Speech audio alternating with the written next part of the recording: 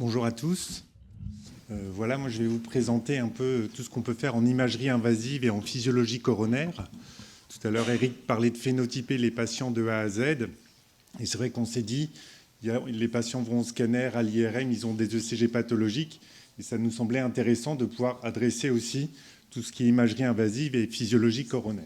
Or, vous voyez, finalement, quand les patients arrivent en salle de cathé, il y a encore plein d'éléments qu'on peut récupérer. L'anatomie coronaire, le nombre de lésions, l'extension des lésions, est-ce que c'est calcifié? Et il y a plein de scores pronostiques qui ont été validés dans la littérature et qui pourraient être utiles pour prédire un petit peu les événements en lien avec le scanner ou l'IRM. Et donc, on peut calculer un syntax score résiduel après revascularisation. On a aussi des techniques d'imagerie endocoronaire qui se développent de plus en plus, qui permettent d'analyser la morphologie des plaques, les plaques instables, la charge athéromateuse. Et puis, il y a des outils maintenant de physiologie coronaire, invasifs ou virtuels, comme la FFR-CT. On a aussi des outils de FFR à partir de juste l'analyse angiographique des coronaires, sans mettre de guide forcément dans les coronaires. Et tout ça, c'est des outils qu'on peut utiliser et qu'on peut analyser à partir des angiographies des patients. Donc, au niveau de la coronarographie, on peut analyser les flux, on peut faire des évaluations fonctionnelles.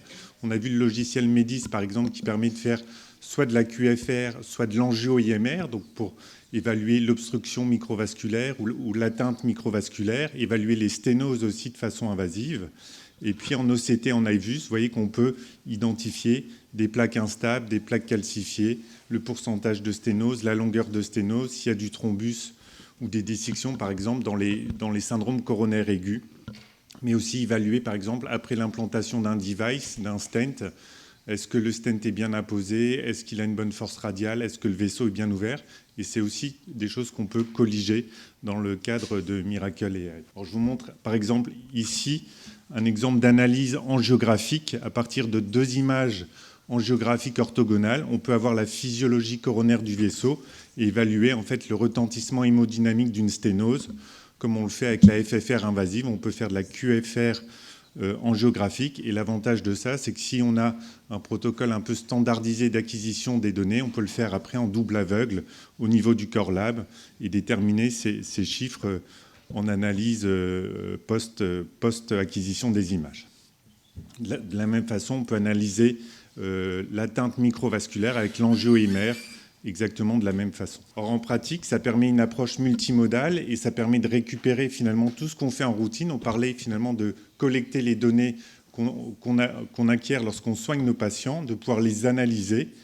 Et on peut le faire au niveau du Core Lab de Miracle AI, au niveau angiographique. Et dernier, un exemple que je vous ai montré, dans l'étude addicto-usique qu'on avait fait au niveau des soins intensifs sur les toxiques à l'admission en USIC, on a fait une analyse où on a récupéré 700 angiographies des différents centres.